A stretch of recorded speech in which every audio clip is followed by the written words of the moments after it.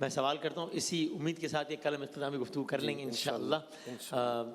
یہ پشاور سے سوال ہے کہ میری اچھی خاصی زندگی بسر ہو رہی تھی، خدا کا دیا ہوا سب کچھ ہے، جن لوگوں کو اپنا سمجھتا تھا، اعتماد کرتا تھا، انہوں نے ہی میری پراپرٹی پر جھوٹا قبضہ کر کے مقدمات قائم کر دیے، جو کچھ تھا وہ خرچ ہو رہا ہے، بتائیے کہ میں کیا کروں؟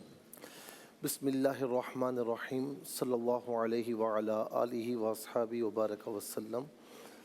یہ جو دوسروں کا مال غصب کرتے ہیں اور ناجائز قبضے کرتے ہیں، چوری ڈکیتی، یہ بھی ایک طریقے سے چوری اور ڈکیتی ہی ہے۔ جی۔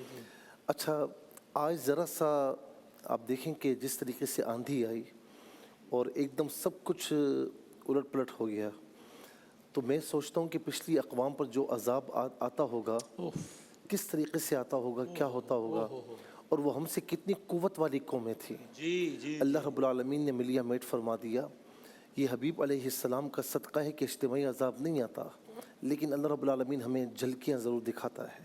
کچھ اقوام کی ایک قوم کے بارے میں باقاعدہ قرآن میں کہا نا کہ ایسی قوم پہلے بنائی نہیں تھی۔ جی بالکل۔ اور ان کے ساتھ کیا کیا ہم نے؟ عاد اولا عاد ثانیہ، یہ بڑی طاقتور قومیں تھیں، اور عاد ثانی جو تھی یہ پہاڑوں میں گھر بناتی تھی۔ جی اس زمانے میں اتنا بڑا جی، اور کہا کرتے تھے ہمارا کون کچھ بگاڑ سکتا، ہم بڑی قوت والے ہیں، بڑی طاقت والے ہیں۔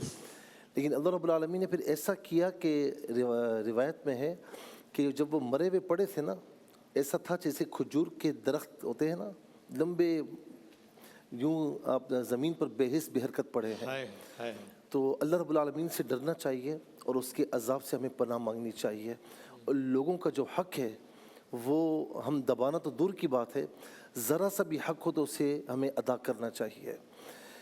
قوم یونس تھی نا، عذاب آتا ٹل گیا تو انہوں نے کیا کیا تھا کہ ایک دوسرے کے حقوق ادا کیے تھے، یہاں تک کہ ایک پتھر بھی کسی کا نکلتا تھا نا تو اسے اپنی دیوار سے نکال کر اسے واپس کیا ہے، پھر معافی ہوئی ہے۔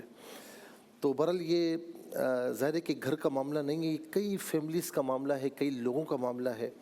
اللہ تبارک و تعالیٰ یہ جو جھوٹا قبضہ کرنے والے ہیں، جھوٹے مقدمات دائر کرنے والے ہیں، اللہ رب العالمین ان کو ہدایت عطا فرمائے، ورنہ ان کو بے بس فرما دے۔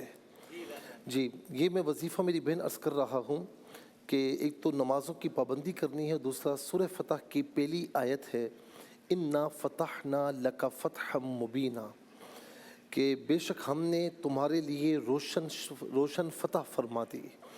تو یہ ترجمہ بھی اگر اس کو آپ پڑھیں تو آپ کو سمجھ میں آ جائے گا کہ یہ آیت کریمہ آپ سے، ہم سے کیا کہہ رہی ہے۔